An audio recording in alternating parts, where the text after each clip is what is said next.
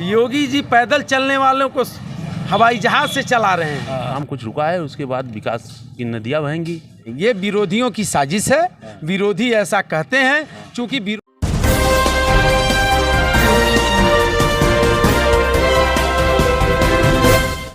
नमस्कार, मैं हूं सुरेंद्र कुमार यादव। आप देख रहे हैं SK News 24 सच्चाई की जीत। लोकेशन इस समय जो है हम तिघरा में मौजूद हैं और जो है यहाँ चुनाव प्रचार जो है काफ़ी ज़ोर शोर से चल रहा है और कुछ लोग हैं, आइए जानने की कोशिश करते हैं। भैया तो हमारा नाम चंदन सिंह उर्फ सोनू है। हाँ, यशस्वी विधायक माननीय फतेह बहादुर सिंह के प्रतिनिधि हैं। हाँ हाँ।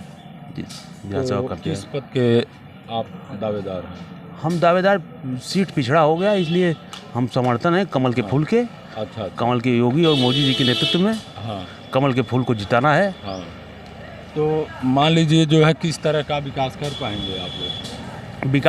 विकास इतना हो रहा है कि भाजपा सरकार में आदमी देख ही रहा है। हाँ। हर जगह शिक्षा देखा जा रहा है कि जो है पीपीगंज का जो है जल जमाव और जो है मेन मार्केट की जो है सड़कें काफ़ी ख़राब हैं और जगह जगह कूड़ा करकट लगे रहते हैं। किस तरह का विकास हो पाया?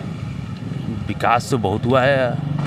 आप कुछ देखिए, हर ग्राम सभा में काम हो रहे हैं। हाँ। और आचार संहिता नाते काम कुछ रुका है, उसके बाद विकास की नदियाँ बहेंगी। हाँ, जैसे विकास की नदियाँ किस तरह से बहेंगी, कहने का मतलब है जो पात्र हैं एक मकान के, जिनको मकान नहीं मिला है, जो पात्र हैं उनको जो है नहीं मिला और जो नहीं पात्र हैं उनको मकान दिया गया। तो इस पर क्या कहेंगे? देखिए, हाँ सर्वप्रथम मैं लक्ष्मण विश्वकर्मा, हाँ मैं चेयरमैन का प्रत्याशी हूँ भारतीय जनता पार्टी से। हाँ मैं आपका स्वागत अभिनंदन करता हूँ। हाँ सर्वप्रथम मैं आपको बता दूँ हाँ कि जो डबल इंजन की सरकार है हाँ वो बहुत तेज हाँ नगर और गांव का विकास कर रहा है। हाँ। हमारे नगर का विकास किस तरह से, क्या पीपीगंज में टैक्सी स्टैंड होना चाहिए कि नहीं होना चाहिए? और रोड पर जो है जाम लगा होता है और आने जाने में कईयों घटनाएं घटनाएं होती रहती हैं। ये मेरे पार्टी के और मेरे एजेंडे में है। हाँ। कि हम जैसे चेयरमैन बनेंगे, हाँ। हम निश्चित तौर पर पार्किंग की व्यवस्था, जो 2 लेन की सड़क है, हाँ। उससे हटा करके हम कहीं उसको अलग बनाएंगे। जहाँ टेम्पो स्टैंड हो, जहाँ बस स्टैंड हो, जैसे पीपीगंज से गोरखपुर जाने वाले लोगों के लिए हम अलग समुचित व्यवस्था बनाएंगे ताकि जो सड़क पर ट्रैफिक की व्यवस्था है वो कम किया जा सके। और जो है काफ़ी सड़कें जो खराब हो चुकी हैं और पीपीगंज में जो है शौचालय नहीं है, इसके बारे में मैं आपसे बता दूं कि शौचालय पिछले 5 वर्षों में हाँ। हमको लगता है कि जितना उत्तर प्रदेश में बना है उतना कहीं नहीं बना है। हाँ। मैं लेकिन पीपीगंज में शहर की बात कर रहा हूँ कि कितने सार्वजनिक शौचालय हैं और चालू हैं? नहीं, सार्वजनिक शौचालय जो पूर्व चेयरमैन थे, हाँ। कहीं न कहीं उनकी सोच ठीक नहीं थी। हाँ। लेकिन हमारे पार्टी की और हमारी सोच बहुत स्पष्ट है। हमारे पहले एजेंडे में है, जैसे ही शपथ ग्रहण करूंगा मैं भारतीय जनता पार्टी के नीतियों को जन जन तक पहुंचाने के लिए मैं निश्चित तौर पर जो महिलाएं बाजार में आती हैं, जो महिलाएं बाजार में सामान लेती हैं, उनके लिए भी समस्या है। जो महिलाएं दूर से काम करने के लिए आती हैं, जो कामकाजी महिलाएं हैं, जो पीपीगंज नगर में 8-8 घंटे ड्यूटी करती हैं, उनके लिए मैं पिंक टॉयलेट बनवाने का काम करूंगा। मैं किसी अस्पताल का नाम नहीं लेना चाहूँगा, लेकिन काफ़ी अस्पताल ऐसे हैं जो बिना लाइसेंस के चल रहे हैं। नहीं, उस पे मैं बता दूं कि अभी प्रशासन विगत महीनों से एक अभियान चला करके कम से कम पीपीगंज में 10 ऐसे अवैध हॉस्पिटलों को सील किया गया है।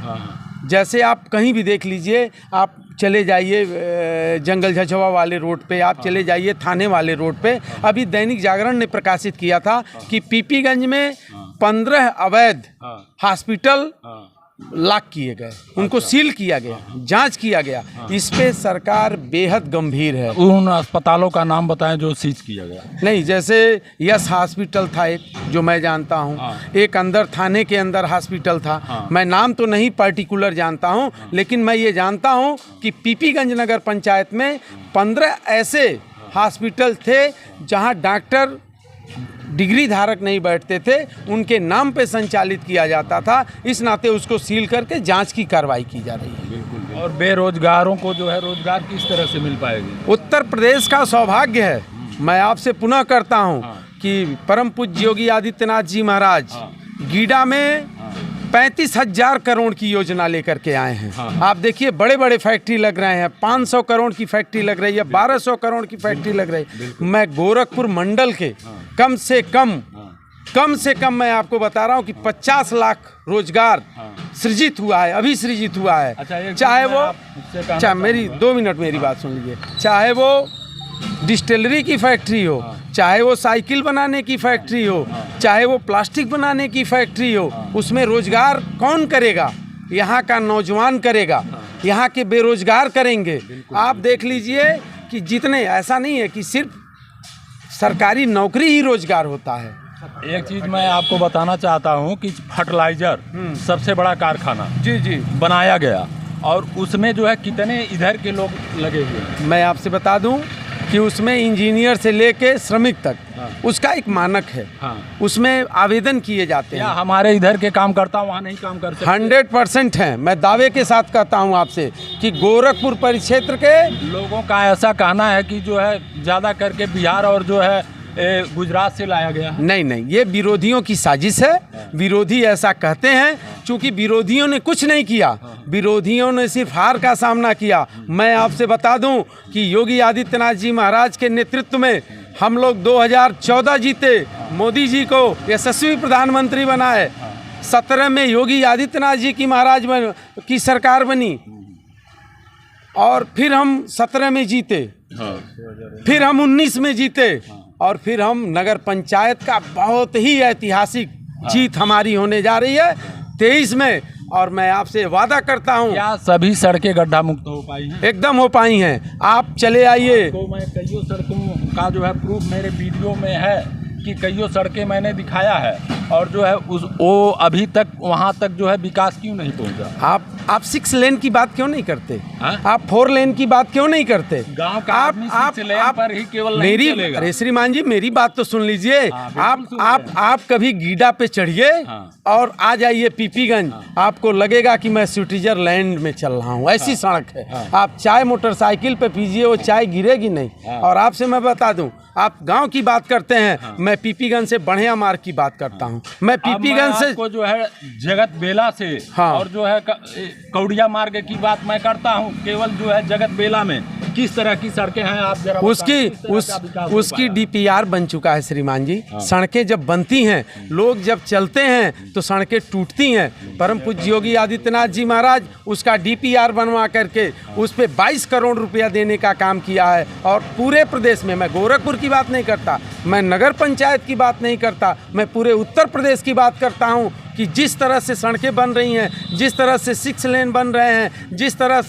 गांव की सड़कें बन रही हैं, आप ऐसे सोच लीजिए त्वरित विकास योजना के अंतर्गत। अच्छा, एक चीज़ बताएं, मान लीजिए किसी का 2005,000 बकाया है, बिजली जो है काट दी जाती है, और जिसका 1.5 लाख बकाया उसका बिजली नहीं काटी जा रही है, इस पर क्या कहेंगे? ये विरोधियों की साजिश है। साजिश नहीं है, आप हमको रही है, सत्य है। नहीं करता, कहीं नहीं कटा, आज तक रिकॉर्ड है। आप एक भी मेरे ग्राम सभा आप एक भी प्रमाण दे दीजिए। सुरगाना के लोग वीडियो में है जो है वो धरना दिए थे, और हमारे ही चैनल के माध्यम से दिखाया गया है। आपको मैं बता दूं श्रीमान जी कि 1.5 लाख का बिल के सुधार और उसके लिए योगी आदित्यनाथ जी महाराज ने डिस्काउंट की योजना लाई है, एक मुफ्त योजना की लाभ लाई है।